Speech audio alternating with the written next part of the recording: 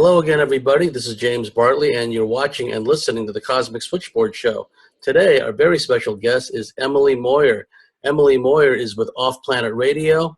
We'll provide all of her website information or bio information on our website, as well as our dedicated YouTube channel. Emily Moyer is well known in the field, a colleague and close associate of Randy Maugans, who I had on the show in the recent past. Emily has a lot of information to share, so without any further ado, Emily Moyer, welcome to the Cosmic Switchboard Show. Thank you very much for having me, James. I really appreciate it. It's great to be here. The pleasure is all ours. Emily, for the benefit of our listeners, tell us a bit about your background and how you wound up in this field. It's so strange. This isn't a field people grow up. They're like, oh, when I grow up, I want to do this. You know what I mean? So we just kind of end up here by strange circumstance. But I was, probably how I ended up here started before I was even born. But as for my recollection, I was born here in Los Angeles, California, and in many respects, like normal kid. If growing up in Los Angeles is normal at all, I started in the entertainment business before I was 2, which I still have not completely figured out why that is, but I guess it was suggested to my family that I would be good for that. And so I began doing that before the age of 2. And then also at the age of 2, I began doing gymnastics. And those two things really, the acting stuff, I was never really that into. The gymnastics was a love affair from the beginning. But interestingly enough, both of those things, ultimately ended up being funnels or vectors for sort of different kind of experiences to come into my life than for the average person. And, obviously we know, like with Hollywood, kind of some of the stuff going on there, and we can get into that a little more. I don't know, kind of parts of that you're interested, but we can get into some of that. People know what goes on with Hollywood, and probably in recent weeks, people have been learning about what goes on with gymnastics. And gymnastics is an interesting sport. It's wonderful, and I love it. But there's also a dark side to gymnastics that involves a lot of physical, emotional, psychological, and now as people are now starting to understand, sexual abuse.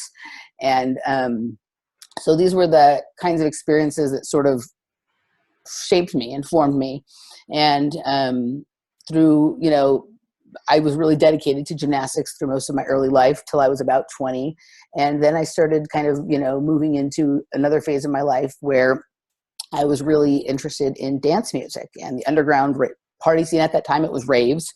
I'm still involved in the underground dance music scene, warehouse party kinds of things. I really like techno music and house music, and have been involved in all aspects of that kind of scene. And again, it's also something that can be a lot of fun and pleasurable, enjoyable, but there's a dark side of that as well. And so kind of through my own series of events that really started happening in about 2005, I really had like a further kind of waking up. I was always one of those people who was like, when that question, like, when does someone wake up?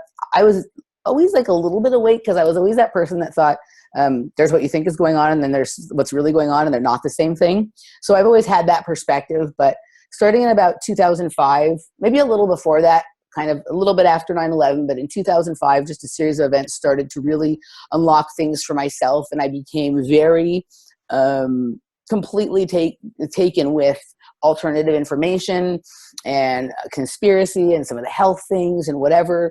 And about that time, I stumbled upon information about MK Ultra, and that's the one that really grabbed onto me and never let go for a number of reasons. And in the beginning, it was everything I was hearing about it had a familiarity to it, but I was not, you don't ever think when you're starting to look at this that it's familiar to you because it's about you.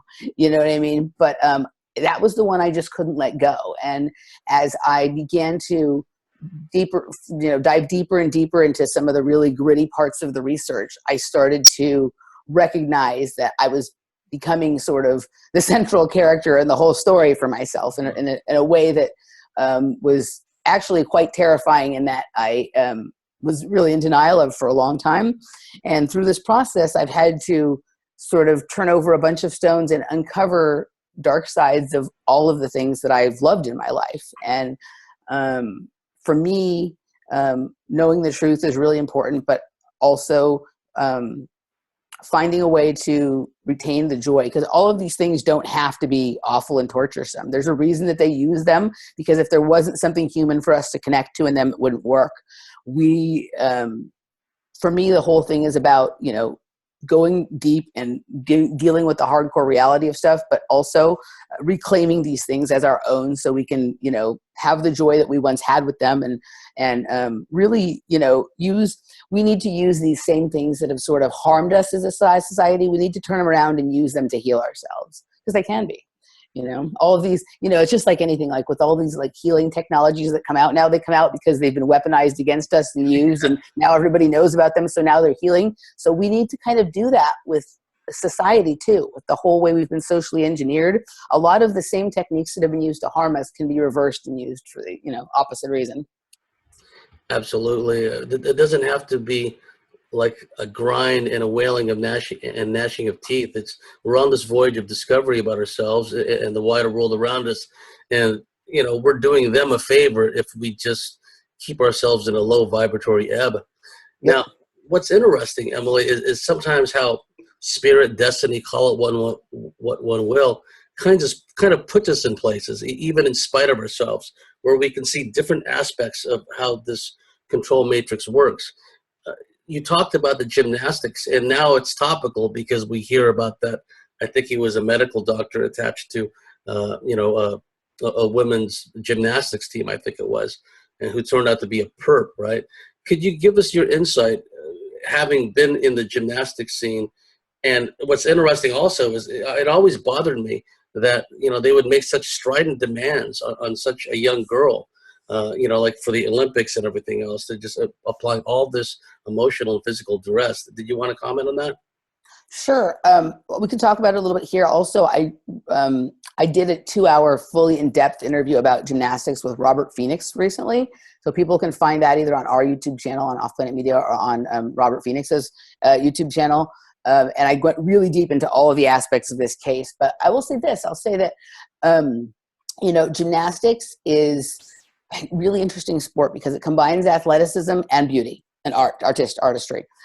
So it attracts people who have the capacity for both.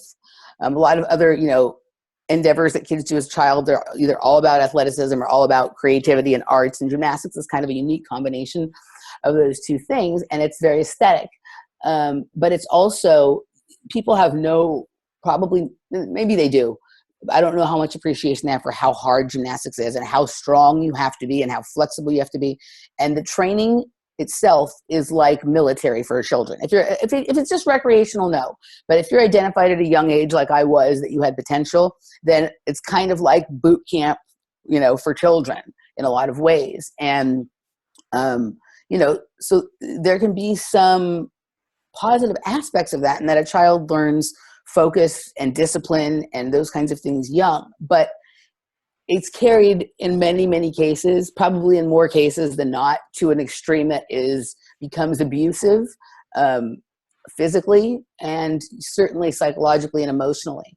So that's just, even in some of your best case scenarios where a kid has a successful career, and didn't end up getting sexually abused, which I'll get to in a minute, they've still, almost by the nature of the sport, experienced on some level some type of physical or emotional or psychological abuse, partly just because a lot of these coaches, even if they're well-intended, they don't necessarily have the tools, the human relation tools, to be able to, motivate, discipline, teach the focus to a kid in a proper, healthy way. So they rely on their human nature, which is, to get angry, to threaten, to belittle, to use these psychological kinds of games and tricks to try and elicit better performance out of children. And it doesn't always work, but oftentimes it does. But it does by instilling fear, which is a temporary solution to a problem, but isn't generally the best solution in the long run. So there's that issue. And then, you just can't get around the fact that, like, because gymnasts are half naked all the time, they're in leotards, that it's going to attract certain personality types that are not savory. And, so it's obviously huge right now, this case with Dr. Larry Nassar, who was the team doctor for USA Gymnastics, as well as being an honorary professor and doctor at Michigan State University for all of their athletic programs. And he was also associated with a gym in Minnesota called, in Michigan called Twisters. And, so for the past 20 to 30 years, he's been, sexually abusing girls under the guise of giving them medical treatment for back, hamstring, and pelvic injuries. I'm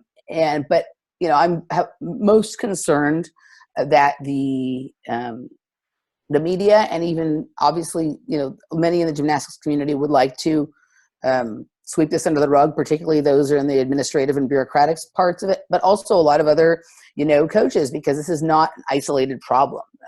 The media, I'm really concerned with some of the things I see in the media, because they're trying to clump this in with the Me Too movement. And they're also, it seems very, very focused. It's been a little bit better lately, partly because I actually have a little faith that some of these girls and some of their families and some of the coaches that are on the right side of things are actually not going to let this. They might fall for some of the tricks at first and be manipulated here and there, but I don't think they're going to let this go. But we're going to watch the media try, because I think this is actually in a lot of ways a perfect case for the media to sort of test run how they might deal with it when the political pedophilia scandals cannot be held back anymore. But this is a rampant problem. I've been involved with gymnastics since I was 2, and I coached into my mid-20s. I'm no longer involved with gymnastics that way, but I go to a lot of UCLA gymnastics meets. I watch it on TV. I keep up with it on the internet. There's one in every gym. You know what I mean? When I say that, I don't mean like someone as depraved as Larry Nassar, but in every gym that I've ever trained in or coached in or competed at, there's like that one weird, creepy guy. And sometimes there's, like I said on Robert's show, sometimes there's creepy females as well. But I've been aware of this on an intuitive level since I was a child.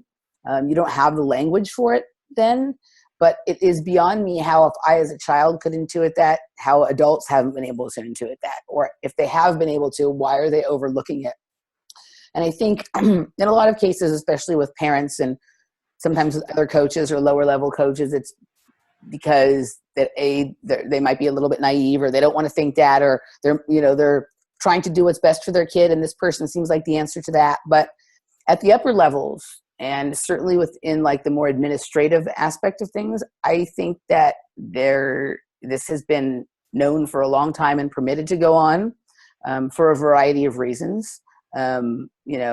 Partly, sometimes overlooking something because the U.S. Gymnastics team has been massively successful for the last 20 years. They've won truckloads of medals, and the system is making more money than it ever did and getting a lot of attention.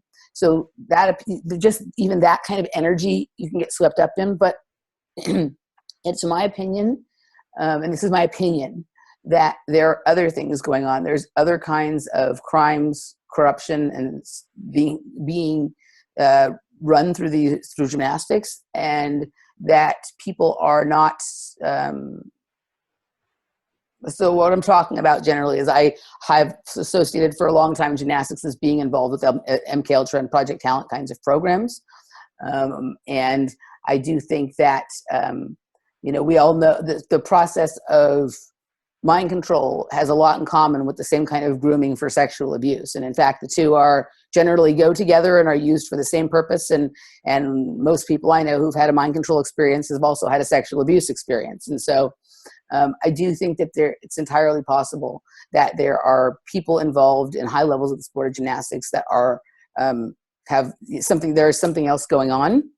I don't think this is known to a lot of people. Like the idea that there could be a mind control program or some kind of creation of a superhuman athlete program or something like that running through a system or a university without the people involved in it even knowing seems odd to most people. But for you and I, for sure, we know that it just takes a few people, you know what I mean, having knowledge of it and being active in this kind of thing for that to happen. And I've wondered possibly if Larry Nassar is also some kind of handler or programmer, or if he is somehow aware that some of that stuff is going on, or if I've even wondered if there's some kind of doping going on that he was aware of. So, you know, if there's other people, you know, and the other thing that's happened is it's really called into question the Carolis, who are the head of the, right? So the Carolis are well known in gymnastics. They coach Nadia Comaneci, Mary Lou Retton, Kim Zemeskel, Carrie Strug, Dominique Mucciano.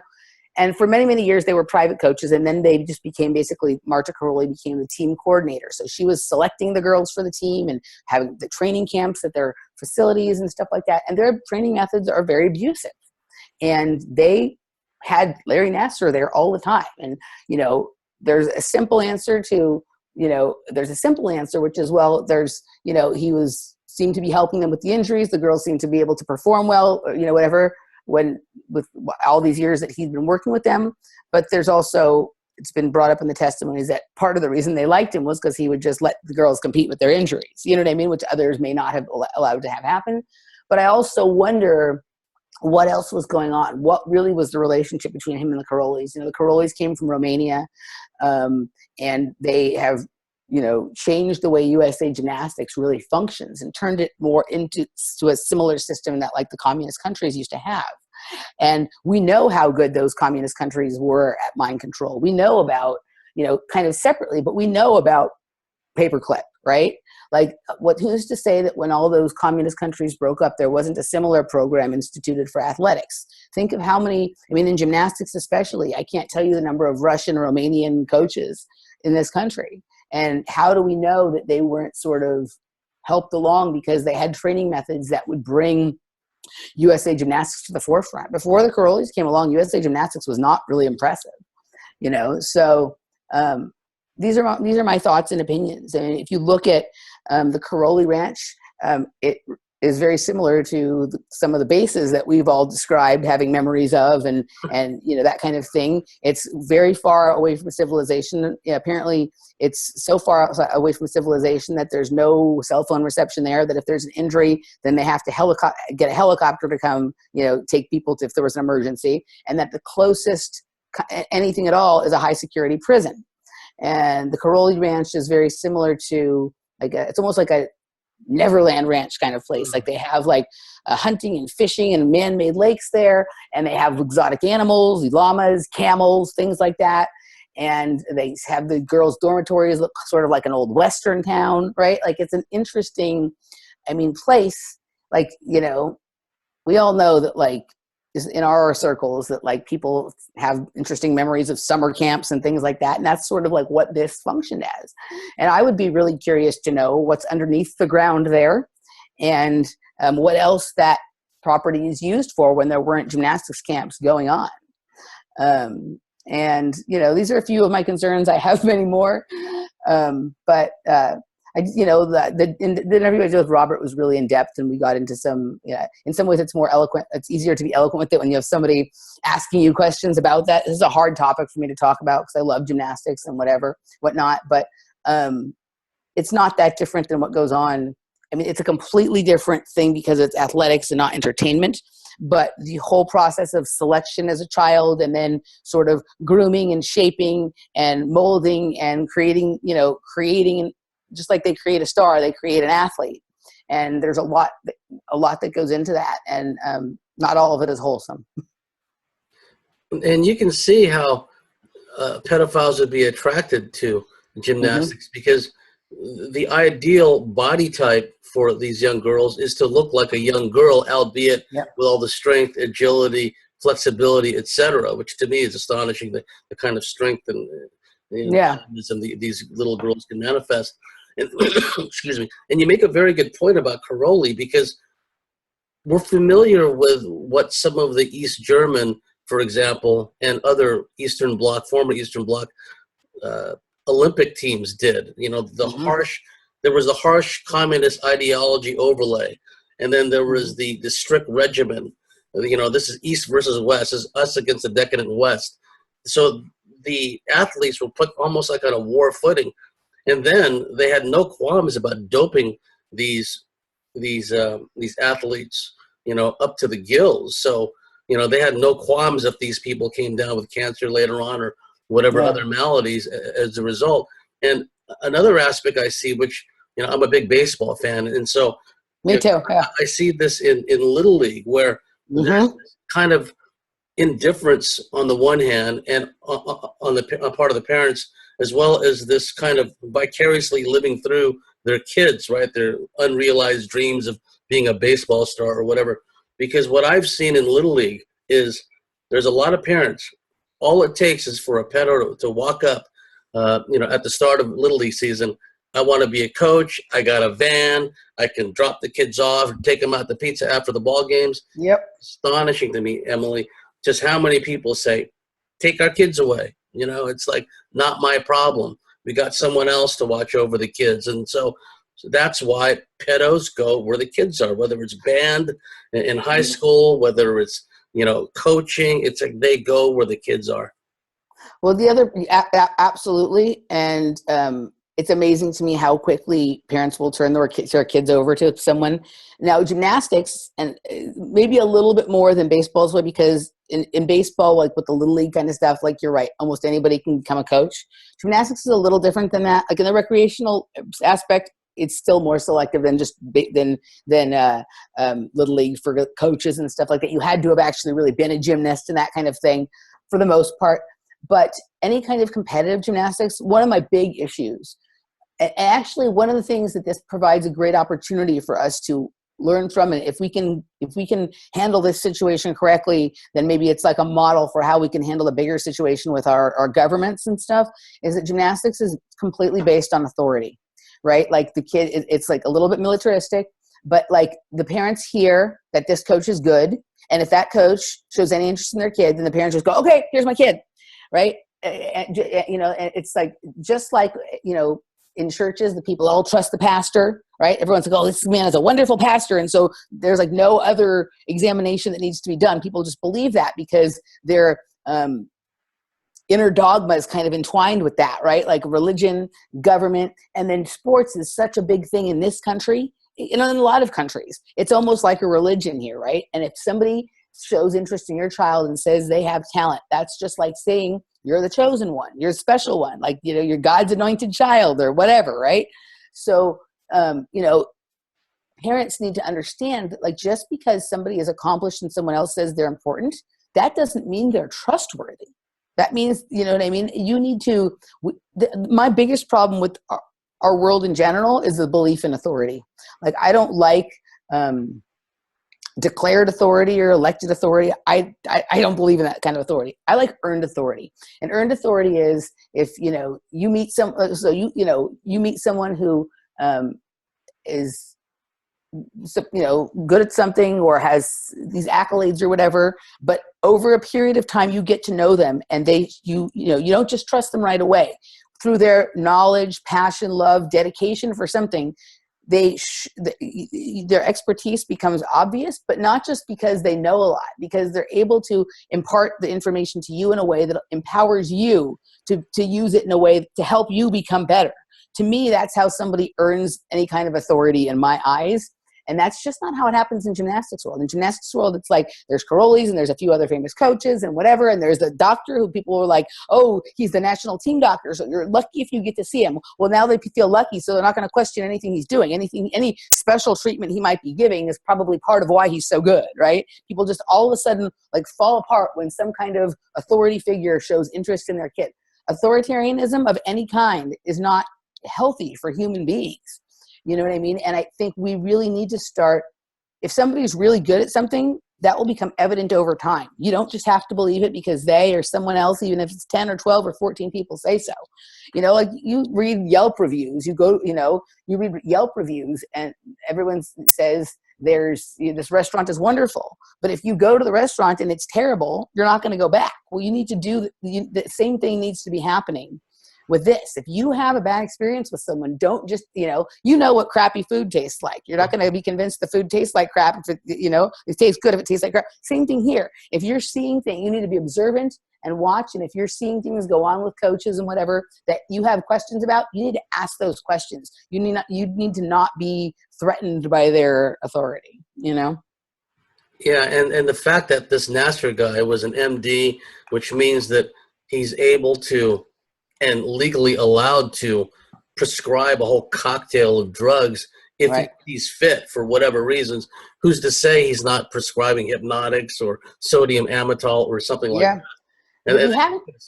I do think that's happening. We didn't hear a lot of that in the testimonies, but I do think it's entirely possible that people thought they were going to him for one service and they just have no memory of what else happened while they were there. Because I do struggle to believe that. I mean, it's incredible. Hundreds of girls have come out so far. I think by the time it's all said and done, in regards to just this one man, it's going to be thousands.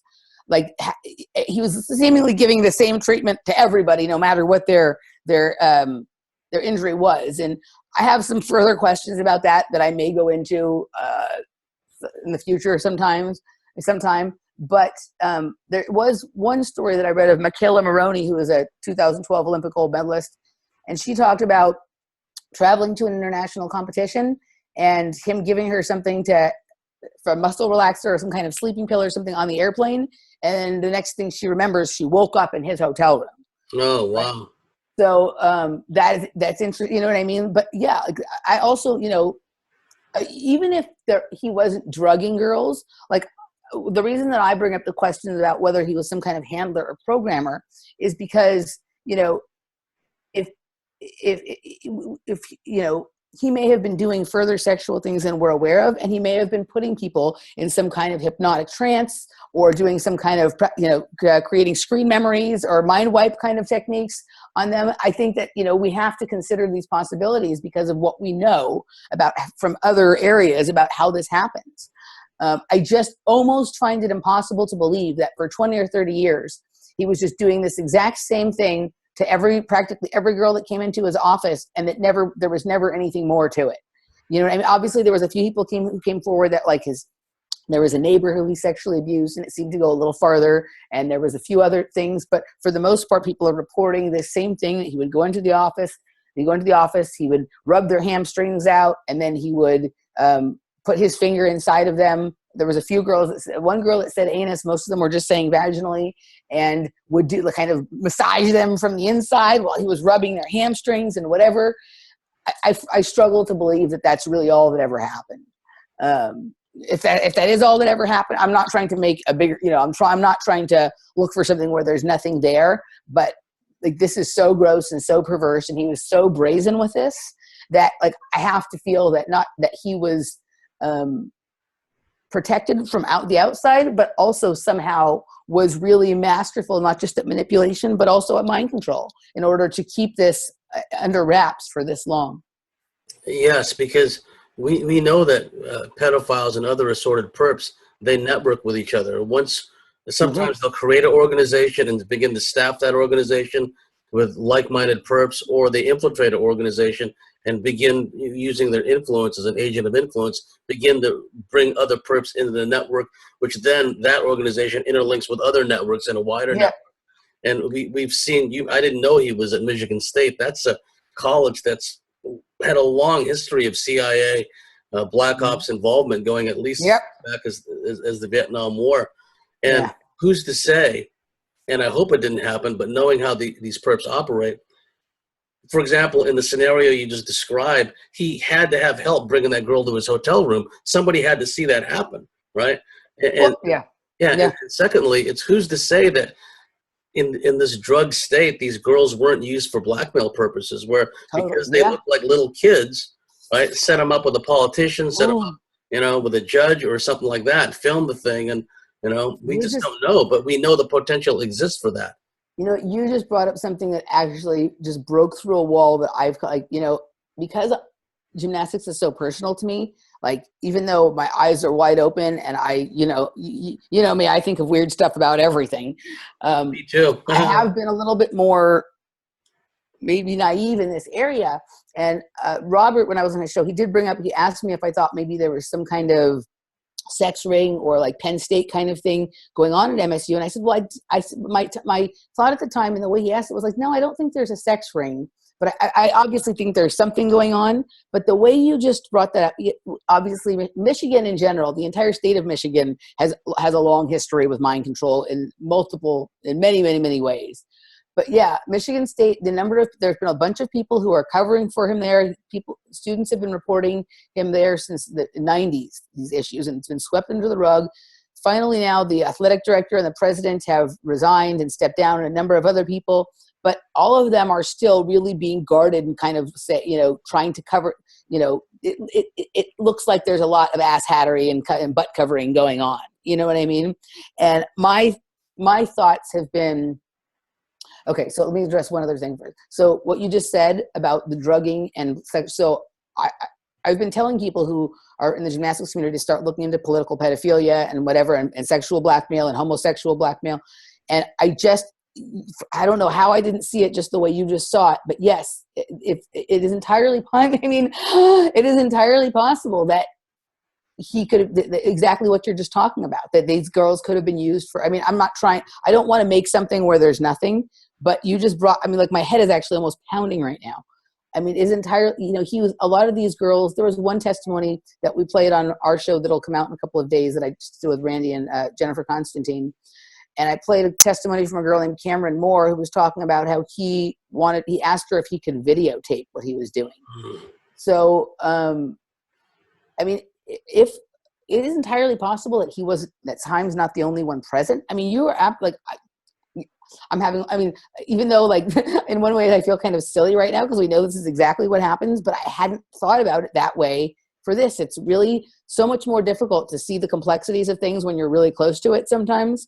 But yeah, especially they're traveling internationally, and we know that there's a lot of human and sex trafficking around international competitions and sporting events and things like that. Bravo to you for just breaking through a wall for me, because I hadn't really thought about it from that perspective. And yeah. Michigan State University was not only a CIA hotbed, but a lot of the security, the law enforcement, they trained cadres to go to Vietnam and train security forces there. So there was always this interlinkage between intelligence and law enforcement right there at Michigan State. And I wasn't. Please. So I'm sorry. I wasn't aware. I know that there's a whole mind control matrix in Michigan, but I wasn't aware of what you're telling me about Michigan State. My suspicion, and I said this. I can't remember if I said it on our show, on Robert's show. If there is a mind control program, I think it's being run out of MSU, and then the link between MSU and USA Gymnastics is Larry Nassar. Right. Mm-hmm. And so, there's always the link between these other organizations and the universities, I can see, my mind is drawing diagrams right now of how this would happen. But yes, because if you look at Nassar from the standpoint of a Dr. Lois Jolin West. Jolin West. Yeah. Right? Where he's got the credibility, the gravitas of being, remember folks, he's a government employee. He's the doctor of the U.S. Olympic team. And also you have the linkage with the powerful athletic departments of these universities. You look at so much money. So you never see these social justice warriors complaining about how black athletes in these athletic programs are basically indentured servitudes. They're not allowed to have a sandwich from a sports agent or something, but they make millions of dollars off these people's backs. Yeah. Social justice warriors got nothing to say about that. And then you look at the role that University of Nebraska played, squelching down the Franklin cover-up. Franklin. Yeah. Also you look at a lot of these mind control programs emanated out of Harvard, Stanford, UCLA, there was a college in Canada and Toronto that you and Cameron. McGill University. Yeah, McGill. That's it. They stem from universities, and then because universities have all of these, there's medical programs and psychology programs and all these different things. people from outside of the university come there for certain kinds of expertise, and because they're experimenting with new techniques and new technologies and whatever. I almost feel like I'm going to throw up right now. Like this, I mean, I knew, and I talked about with Robert that, you know, I posed a question: is Larry Nassar an MK Ultra doctor? You know what I mean? But I wasn't aware of all the details about MSU. I'm going to have to look further into that, because I mean, there's something going on. There's something really, really, really being covered up. And how is it that in that area, girls were reporting it to the university, reporting it to the police, reporting it, and nothing was being done? We all know that the police are not here to help us and whatever. But I mean, if what you're talking about is exactly as it is, and I have no reason to believe that it's not, but I will look into it, then there may just be a massive, massive, massive network. I mean, and even USA Gymnastics, it's a governing organization for all of gymnastics in the United States, but their headquarters are in Indianapolis, which is not that far, you know what I mean, from Michigan, you know what I mean? It's fairly close. So the network and some of the how this story ever originally broke was the Indianapolis Star covered it, and there was a story in regards to a little bit about Nassar, but also some other coaches, including Marvin Sharp, who had coached some of the Olympic gymnasts and whatever, who had also been accused of pedophilia and ended up killing himself in jail. I have questions about that as well. You know what I mean? But there could be just an entire web, particularly in that area of the country, you know, bigger than that, but certainly in that area. Yeah, you know, like I knew when the Penn State thing happened, I remember I told my dad, I was like, you watch, this is going to happen in gymnastics too. And he's like, huh? I'm like, watch. It's going to happen. And here we are, you know? So. Yeah. And for the listeners, also check out Michigan State's connection to the CIA, law enforcement during the Vietnam War, and its connections with the Phoenix program in Vietnam, which is basically an interrogation, assassination, psychological warfare operation on a grand scale. MSU is a big part of that. So thank you for sharing that. That's key information. And, you know, let's just put it out there energetically and with a great big heart hug that a lot of these girls, not just the ones that are going through this now, but decades in the past, you know. There's many, it isn't just about this guy in this case. I suspect the number of gymnasts in the United States that have been abused in some way, sexually, abused in some way, tons, but sexually in some way by someone related to their gymnastics career is in the tens to hundreds of thousands. And I'm going to say this here, and I've said it in the other two shows I've done about this. I know that some of these topics, if gymnastics people hear this and they're wondering what we're talking about, this is hard to hear. But, you know, before you make assumptions, please ask questions about why we would talk about it this way. And if there is any gymnast out there who hears this, who has any kind of similar experience or whatever, then I would love to hear from you. And if anybody knows anything about what James is talking about, this further situation with Michigan State University, please, I would love to hear about this as well. So, yes, absolutely. If anyone has gone through this, a parent, a relative that knows that their daughter or niece or whatever has been involved in any kind of abuse, please let Emily know, because, you know, she's basically the authority in our field about this. So thank you for sharing that. And just changing gears for a second, and again, it goes back to the point I made earlier about how spirit, destiny, call it what you will, puts us in places even in spite of ourselves sometimes. Mm-hmm. You found yourself in the underground music scene, the rave scene, the music scene. I had on 2 occasions spoken with 2 different guys, young guys, you know, compared to me, but they were shakers and movers in the whole Southern California rave scene. One of them was in San Diego, and he used to set up raves in, where was it? One of the Indian reservations, Pachanga. I can't remember where. Yeah, in La Jolla area, right? Yes, yes. Which is a very Illuminati saturated place, La Jolla. They got the big Emerald City Mormon temple there, and La Jolla is a financial district of San Diego. And also I spoke to another young guy. They both had ET experiences, and the other guy was in the LA rave scene. And they both told me independently. First, the one kid in the early 90s, he said that his feeling was that ETs or some other non-human source played some role in influencing not only the music, but the vibe, the general atmosphere at these raves. And he told me a story of how at this rave at an Indian reservation, Grays actually showed up. But everybody, not everybody, but a lot of people were on ecstasy, and a lot of people were on, drugs, basically. And then the other guy told me that in what he'd seen, he had the etheric third eye vision thing going on. And he would be at these raves and he would see like just countless Grays, interdimensionally moving in and out of people. He would see these big snake entities hovering over groups of people on the dance floor. And the big snake entity would just be absorbing the information, the loosh that was being exuded by the dancers. And then, it would be growing, growing, growing. He'd be watching this thing with his third eye vision. And so he saw it from a perspective like an interdimensional perspective, that we know that certain drugs open people up in different ways. And certain drugs also provide this excess energy, whatever you want to call it, which feed a lot of these lower dimensional entities.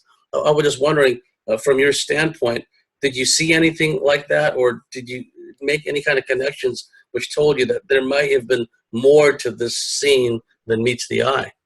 So, yes. The easy answer is yes. So I don't know if you wanted to save some of this for the second hour for some of like the more personal experiences, but I will say, let it rip, whatever you feel moved to talk about. Well, whatever. Okay, yeah, whatever you want to do. So 100% yes. I've been speaking. For me, I've had a lot of interesting experiences with dance music. It can be extremely healing, extremely empowering, extremely good for learning and getting things about yourself, depending on how you use your experience with the music. There is a reason that rhythmic repetitive music has been played in drum circles through indigenous cultures and stuff throughout history. And it is ripe for manipulation too. Like they understand that the amount of energy and the amount of inner vision and the amount of self-knowledge and connection with others that can be gained through these kinds of experiences is almost it's huge, right? And so of course there would be an agenda to try and manipulate that, control that, create a synthetic version of it, get people all lost into some ridiculous like aspect of it or whatever. And that's absolutely been going on. I remember I've had unusual experiences with dance music since the very beginning. That was part of the appeal. I like weird stuff. You know what I mean? But I remember in about 2010, 11, I was looking at the original articles that Dave McGowan posted on his Little Canyon series on his website before he turned it into a book. And I remember thinking, this is something like this going on in the dance music scene. And at the time, and for many years, the rave scene was like a late 90s, early 2000s kind of thing for me. And then it moved into these underground warehouse parties that I still go to and I enjoy. And for the most part, it's a lot of nice people involved in it. And I'd say that 99.5% of them have no idea what's going on, right? And are not involved in the creation of any of these kinds of machinations. There's a very small percentage that I would say are either aware of it or are participating in the dark side of this, right? I was going to warehouse parties and I was reading Dave McGowan, and this was during the period of time where I was like starting to recognize that there had been something funny going on with me, but like kind of in denial of it. And it was like a very strange time for me. And I remember thinking, oh, I have to talk to Dave McGowan one day. Like one day I'm going to try and contact him. But like I was at such a messy point in my life. It wasn't going to be at that moment. And then, a couple of years later, fast forward a bit, Dave McGowan died and I never got to talk to him. And about the same time that Dave McGowan was ill, actually I probably was when Dave McGowan was ill, I started hearing of this guy, Mark Devlin. Right. And he was talking about music stuff and whatever. And I'd heard a few interviews with him and I thought it was interesting. And then I heard him on Higher Side Chats talking about how, you know, he realized that after his first book, he was going to have to dig deeper, and he was going to do a second book, and he was really interested in looking into dance music and the mind control things going on in there. And I thought, okay, this is my chance. Like, this is my chance to talk to somebody, because I never did it with Dave. And so it was just shortly after I had started doing the show with Randy, I contacted Mark for, you know, to have him on the show, and we chatted, and he just asked me to be on his show to share my dance music experiences. And it's been really, so you know, I got to speak about it on his show, and I'll get into some of my experiences here. But it emboldened me to start speaking out more about it. And I'm very happy to get to contribute some things to his new book that just came out. And he and I are doing an event here in Los Angeles in a couple of weeks. I really, once I made that connection between the Dave McGowan thing and what was going on, I really started looking at things from a different perspective and recognized that a lot of things that I thought were my own personal experiences actually matched up to things that could be synthetic created experiences. And what people don't understand about, so people obviously know that, you know, at raves and parties, there's a lot of people taking ecstasy or, you know, acid or other kinds of drugs and things like that. And, you know, you can have positive experiences on drugs. Like, I've had tremendously healing experiences and eye-opening experiences, particularly on, you know, entheogens like mushrooms or whatever, but it also opens you up to a whole bunch of other stuff. It definitely thins your etheric body and allows things in, but also, and this is the part I think most people miss, the music, if anyone's familiar with cymatics, the music and the electronic music is... What does cymatics mean, if you just want to... Cymatics is like, if you can go watch cymatics videos on YouTube, you can put like salt on a plate and then vibrate it. Yes. And it will vibrate into geometric shapes. Geometric shapes, okay, yeah. Right, and so the dance music, more than any other music, is solely based on vibration and frequency. There is not usually very many vocals, and it's not about melody so much. It's more just like different rhythms and beats and frequencies all layered on top of each other. So the cymatics you can create with electronic music are like very, very intricate compared to like other kinds of music in some ways, right? And that can be amazing. Like, you know, like the kind of inner visions you can have while doing psychedelics and dancing can really show you a lot about how the geometry of the universe works. But this is what I've come to know, and this goes right to your story that the guy shared with you. The interdimensionals are masters at sacred geometry. And this music can open up certain geometries the way a key opens a door. Right, so imagine like you vibrate a geometric shape into existence. There's entities that understand how to align themselves with that geometry and go through the same way a key goes through the hole in the door and can turn it. So your friend is absolutely right. The aliens are, I think of them more as entity, but people see entity in a lot of different ways, like the entities or even just like energetic abstraction kinds of things, right? People will perceive them in whatever way their mind is set up to perceive them. So some people will see alien kinds of creatures. Some will see demons if they come from a religious background. Others, if they're more spiritual, will see like a more indigenous kinds of character things, right? But it's an entity, it's an energy, it's a thought form, it's right. So they're geometry. They are geometry, and they understand. You know, if you can create a certain kind of geometry, the entity that can align with that will definitely show up and come through. So aliens or interdimensionals, they love dance music because it's like a geometry feast for them, right? One of the things that happened for me, like about in like the mid 2000s, I started closing my eyes when I was dancing. Like, I had moved back to Los Angeles from Austin. Like Austin, I had been very involved in the party scene, and I had a lot of friends. I was really social there, but here, not so much. Here, like my experiences with music have been more solitary. Like, I'm in a room full of people, but I'm mostly having experiences with myself. And I started closing my eyes when I was dancing, which is amazing, like in a lot of ways. And I started seeing, first it started with like fractals and mandalas and things like that.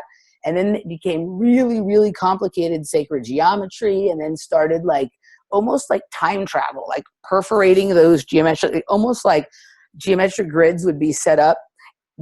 And then it was almost like if I could align my energy with them, I could kind of travel through them. And I would have experiences where I was like essentially remote viewing the pyramids being built in Egypt. Everyone else is at the party. They're drinking, dancing around. Yeah, And it's like what Carlos Castaneda says when, excuse me, his assemblage point has been moved, and suddenly see into all these other dimensions and stuff.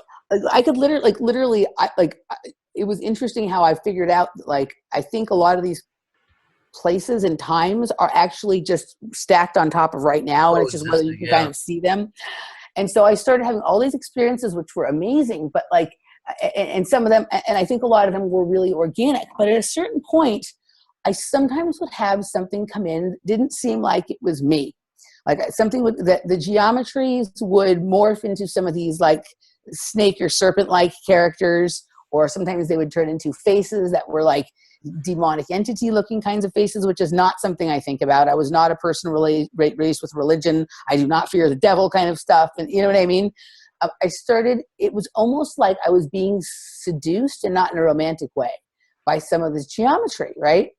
And I started to question whether some sort of art. At first I thought maybe it was some kind of like someone was running some kind of artificial intelligence program on like thing where they were like artificially sort of, which I think that's possible. I do think they have psychotronic.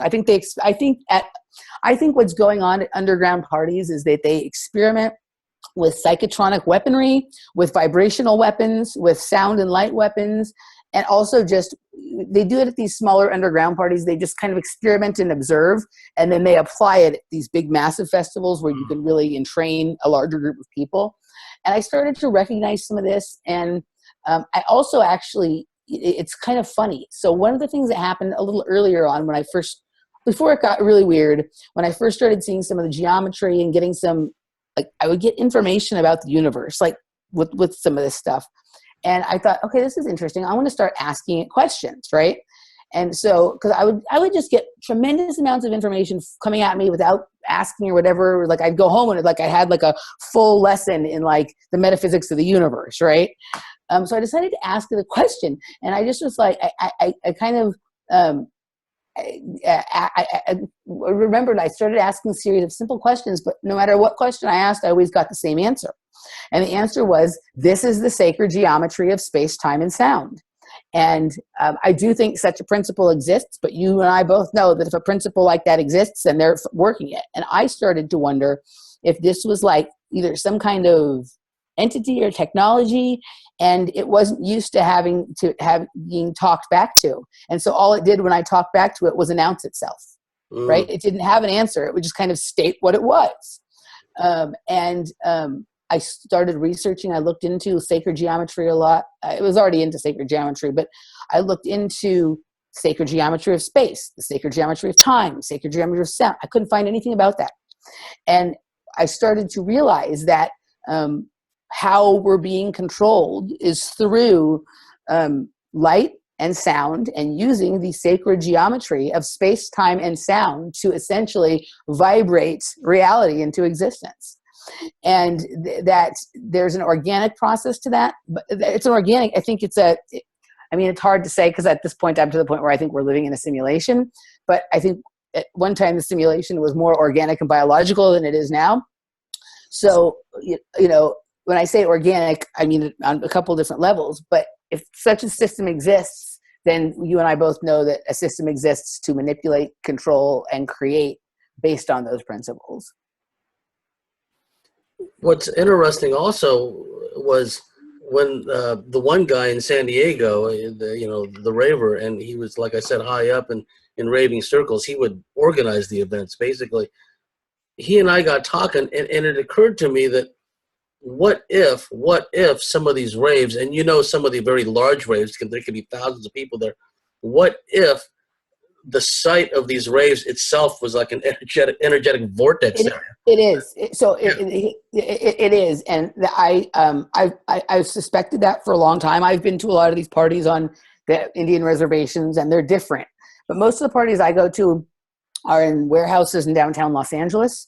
And they absolutely are, because I've had some strange, like, we can get into some of these in the next hour if you like, also some more detailed experiences. But they're absolutely, some of these buildings that they like, there's a reason why all of these underground parties, you'd think that like more of them would get shut down. They want these things to happen. You have a party in a place that you want to do something energetically, and all the people will come. How do you get the people to go to this spot? You make a party there, right?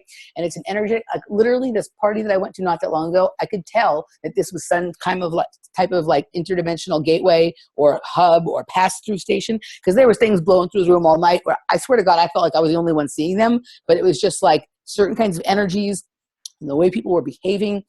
Yeah, I think that they're, you know, I don't know if it has to do with ley lines or vortexes or whatever it is, but if you go there and then create the kind of vibrations with the music, and also there's a huge usage of laser and LED lights, which LED lights are huge for mind control, but they're also, the LED lights are something that is almost interdimensional, like things that outside of our visual spectrum can pick up on that in a different, you know, in a different kind of way. So you basically open a gate, and then it's like an intergalactic disco. Everybody can come, right? And it's an opportunity, just like it's an opportunity for intelligence agencies to mingle with partiers and use psychotronic weaponry and pass around certain kinds of drugs and see what would happen. It's also a chance for the interdimensionals to come and party with the humans. And we know that like a lot of these kinds of energies are, wish they were humans, wish they were embodied, wish they were, and it's an opportunity because the people are so open to sort of experience that. And also the amount of energy, the reason that raves were originally called raves was because it's like you bring together this sound and visuals and music, and everybody had their own style back then, and all this energy comes together to create like a one-time energy signature, like a souvenir, an energy souvenir on the universe. And the amount of loosh, it's like being a connoisseur of like a caviar or a certain kind of wine or vodka, right? Like, oh, this energy from this party tasted this way, and this energy from this party tasted this way. You know what I mean? It's almost like creating, and I go to a lot of different kinds of parties that create a completely different kind of energy and atmosphere, and bring a whole, different kind of vibe with them than other parties. And yeah, you have to, suspect that there are entities and energies out there waiting that enjoy that kind of thing. And a lot of people have seen some of them. I've seen things at parties that are interesting that I haven't seen elsewhere. So yeah, it creates like it's a portal. The parties are portals.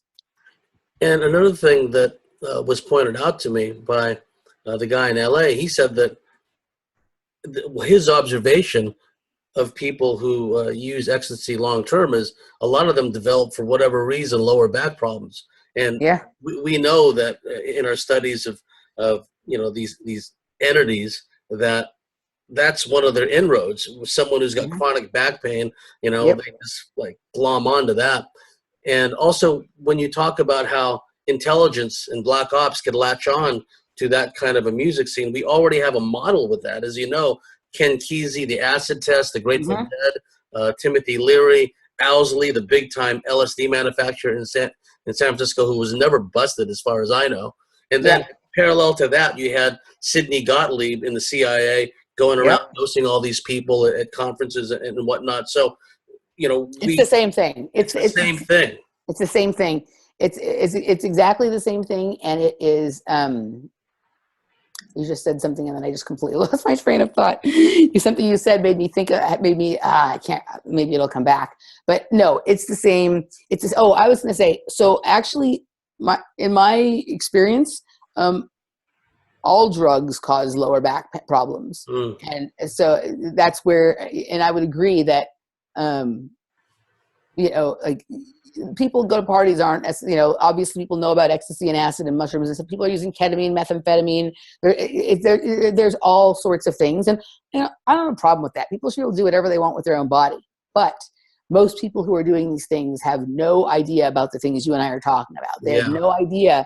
Just the way your body vibrates differently when you're on a drug opens up the same kind of geometry on the inside of your body that the music can open up, and like your body is mostly water. So if you're at a party and you're being vibrated, so you're like a plate of cymatics, right? Yes. And then you have the drugs open up their own geometries in your body that attract. I think some of the energies or entities that may come just from music.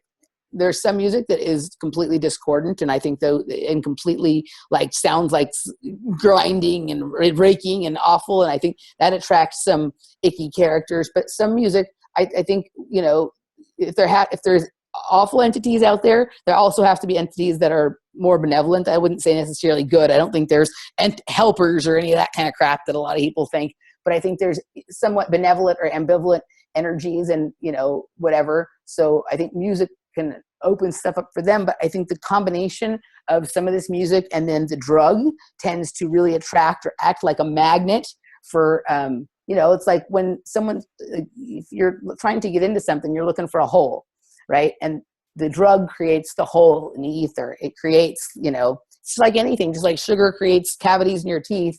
Like that's kind of like what drugs, or even just sugar, because I consider that a drug, acts like to the body, and it creates holes for things to come in that shouldn't be there. Yeah, and another thought before we end the segment, the guy in San Diego who used to set up the raves and Indian reservations, he told me that in his considered opinion, having had ET and interdimensional experiences himself, he felt that these entities played some role in influencing how the music came about. That seemed to influence the music makers. Yeah, I agree. Yeah. I agree.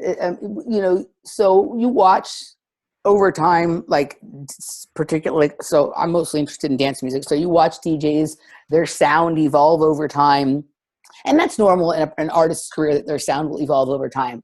But sometimes you watch somebody who is like really good, who's maybe like on the verge of breaking through.